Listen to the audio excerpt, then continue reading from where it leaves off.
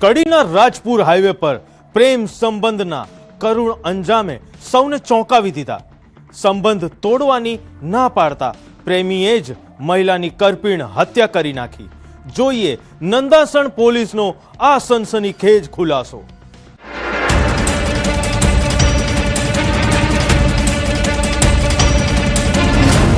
લોહિયાળ પ્રેમનો આખરી અંજામ।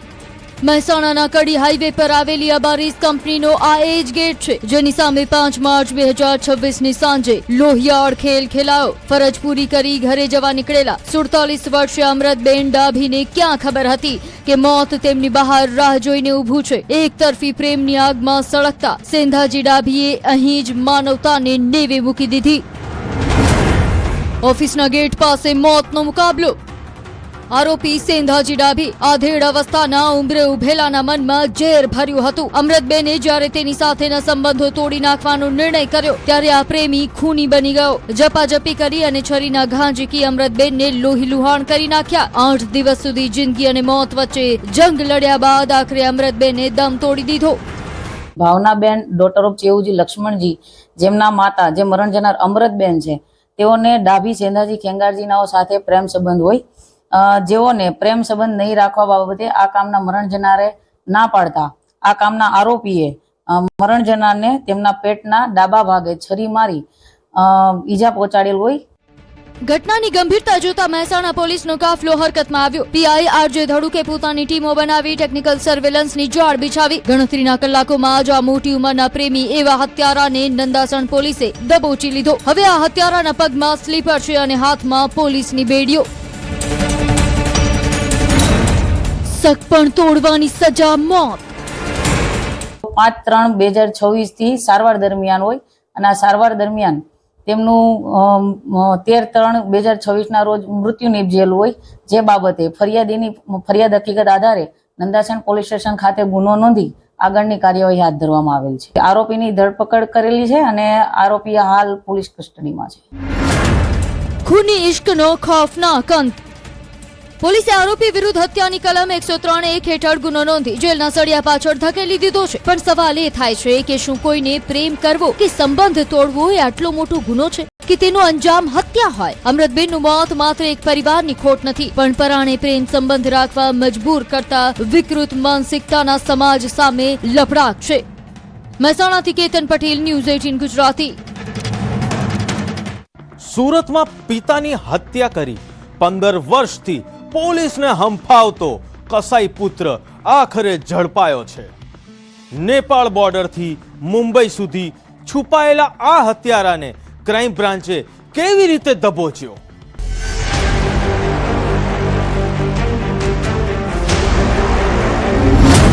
પંદર વર્ષનો વનવાસ અને ખાખીનો શિકાર, ચીપિયાથી પિતાનો સંહાર। વર્ષ 2011, સ્થળ સુરતનું રાંદેર।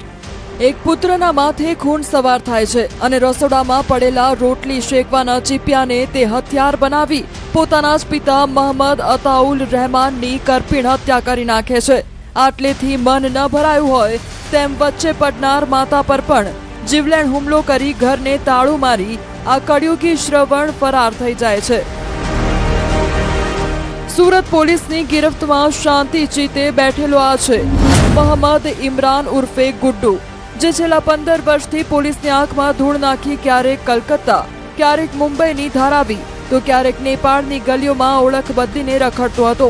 પણ કહેવાય છે ને કે કાનૂનના હાથ લાંબા હોય છે। સુરત ક્રાઇમ બ્રાન્ચના સકંજામાં આખરે આંખોની શિકાર આવી જ ગયો। એ પોતાના વતન બિહાર એરાઈ જિલ્લામાં મુઝફ્ફરનગર ગયો અને ક્રાઇમ બ્રાન્ચની ટીમને એક ઇન્ફોર્મેશન મળી તો ક્રાઇમ બ્રાન્ચની ટીમે તરત એક ઓપરેશન હાથ ધરી એને ત્યાંથી પકડી પાડ્યો છે અને 15 વર્ષ જૂનું આ રીતે વોન્ટેડ આરોપી મળી આવ્યો છે। નેપાળ બોર્ડરથી બિહાર સુધી ચેઝ। ક્રાઇમ બ્રાન્ચને બાતમી મળી કે રમઝાનના તહેવારમાં ઇમરાન બિહારના મુઝફ્ફરનગર આવવાનો છે। ટીમે જાળ બિછાવી અને નેપાળ બોર્ડર નજીકથી જ તેને દબોચી લીધો। બીજી તરફ 15 વર્ષ પહેલા મકાન વેચાણના બહાને છેતરપિંડી આચરી મુંબઈમાં છુપાયેલા અરુણ પાંડેને પણ ક્રાઇમ બ્રાન્ચે નવી મુંબઈથી શોધી કાઢ્યો છે। મોહમ્મદ ઇમરાન 2011માં એના ફાધર સાથે કોઈ પૈસા અને કામ બાબતમાં ઝઘડો થતા એના ફાધરે ઘરેથી નીકળી જવા માટે કહેતા એ ગુસ્સામાં આવી રસોડામાં જઈ અને જે રોટલી ફેરવવાનો ચીપિયો હોય એ લઈ અને એ જતો રહેલો એના ફાધરનું મર્ડર કરી નાખ્યું હતું. મા વચ્ચે છોડાવવા પડતા મા ઉપર પણ એને ખૂબ ગંભીર ઇન્જરી મા ઉપર પણ થયેલી હતી અને ઘરને તાળું મારી અને ભાગી ગયેલા હતા. એને પાછળથી લોક જે સ્નાલને પાછળથી ખબર પડી હતી કે મા અને બાપને મારીને જતો રહેલો છે. જે ચહેરા પર પસ્તાવો હોવો જોઈતો હતો ત્યાં આજે 15 વર્ષે પણ એક અજીબ શાંતિ છે. સુરત ક્રાઇમ બ્રાન્ચે વર્ષો જૂના અનસોલ્વ ક્રાઇમનો ભેદ ઉકેલી ગુનેગારોને સ્પષ્ટ સંદેશ આપ્યો છે કે ગુનો ગમે તેટલો જૂનો હોય સજા તો થશે જ. એના પિતા અને એને કામ નહોતો કરતો એટલે ઝઘડો થતો હતો, વારંવાર ઘરમાં પૈસા માંગતો હતો એટલે એના પિતાએ ગુસ્સે થઈને એને ઘરમાંથી નીકળી જવા માટે અને કામ ધંધો કરવા માટે કહેતા એને ગુસ્સામાં આવી અને રસોડામાં જઈ અને રસોડામાંથી જે રોટલી ફેરવવાનો ચીપિયો હોય એનાથી એના ફાધરની હત્યા કરી નાખી હતી. એ ચીપિયા વડે મા ઉપર પણ એને ગંભીર પ્રાણઘાતક હુમલો કરેલો હતો. સુરત પોલીસ ગુનેગારોનો કાળ. ભૂતકાળમાં પણ અનેકવાર નાસ્તા ફરતા આરોપીઓને સુરત પોલીસ દબોચીને જેલના સળિયા પાછળ ધકેલી ચૂકી છે અને આ વખતે વધુ એક હત્યારો વધુ સમય સુધી છુપાઈ ના રહી શક્યો. સુરતથી કીર્તેશ પટેલ, ન્યૂઝ 18 ગુજરાતી. રાજકોટમાં નિવૃત્ત શિક્ષકને હની ટ્રેપની જાળમાં ફસાવી 12 લાખ પડાવનાર ટોળકી ઝડપાઈ ચૂકી છે. જમીન બતાવવાના બહાને બોલાવી કેવી રીતે ખેલાયો આ ખતરનાક ખેલ, જુઓ આ ખાસ ક્રાઇમ રિપોર્ટમાં.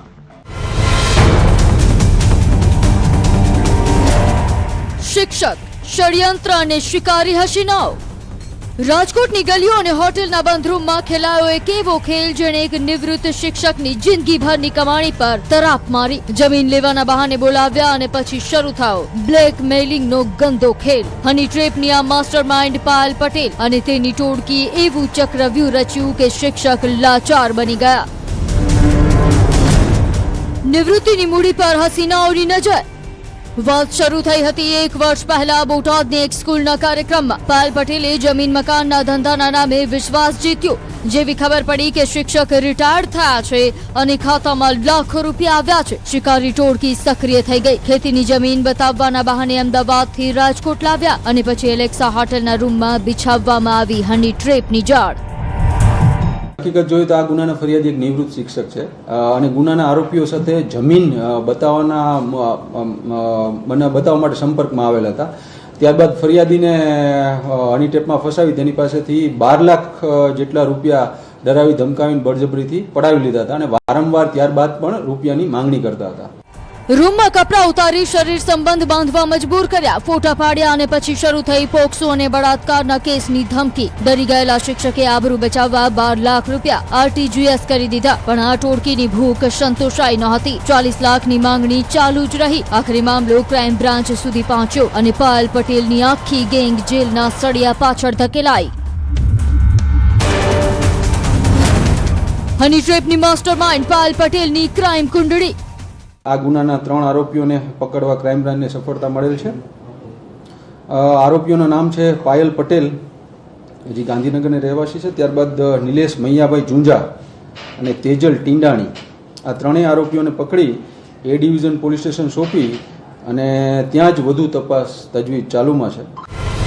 તપાસમાં ખુલાસો થયો કે પાયલ પટેલ કોઈ કાચી ખેલાડી નથી. અંકલેશ્વરમાં પણ તે હની ટ્રેપમાં પકડાઈ ચૂકી છે. તેની સાથે તેજલ ટીંડાણી અને ડ્રાઈવર નિલેશ જુંજા પણ સામેલ હતા. હજુ અંજલિ સોલંકી નામની મહિલા ફરાર છે. પોલીસે 12 લાખની રિકવરી કરી અને આ ટોળકીએ બીજા કેટલાને શિકાર બનાવ્યા છે તે દિશામાં તપાસ તેજ કરી છે.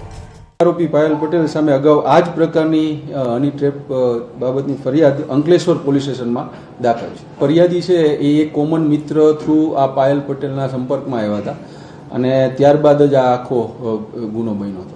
12 લાખ રૂપિયા માંગ્યા હતા અને આરટીજીએસ થ્રુ પાયલ પટેલના એકાઉન્ટમાં 12 લાખ રૂપિયા ટ્રાન્સફર પણ થયેલા છે અને ત્યારબાદ વધુ પૈસાની માંગણી પણ એ લોકો કરતા હતા. સાવધાન રહો, સોશિયલ મીડિયા કે અજાણ્યા પરિચયમાં ફસાઈને તમે પણ આવી હની ટ્રેપનો ભોગ ન બનો. રાજકોટથી અંકિત પોપટ, news 18 Gujarati. Surat cyber crime પોલીસે 1500 કરોડના આંતરરાષ્ટ્રીય ફ્રોડ રેકેટનો પર્દાફાશ કર્યો છે. દુબઈથી પરત ફરતા જ મુખ્ય આરોપીને એરપોર્ટ પરથી દબોચી લેવાયો છે.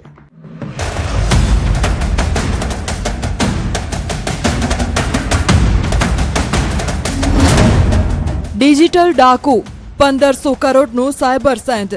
સુરત સાયબર ક્રાઇમની રડારમાં અત્યાર સુધીનો સૌથી મોટો આંતરરાષ્ટ્રીય સૂત્રધાર ફસાયો છે. 1500 કરોડના ડિજિટલ સામ્રાજ્યનો એક એવો મેનેજર જે દુબઈમાં બેસીને ભારતીયોના ખિસ્સા ખાલી કરતો હતો. આઈવી ટ્રેડ અને સ્કાય ગ્રુપના નામે શરૂ થયેલું આ માયાજાળ હવે પોલીસના સકંજામાં છે. 1500 કરોડનો ડિજિટલ ડાકુ ગિરફતાર.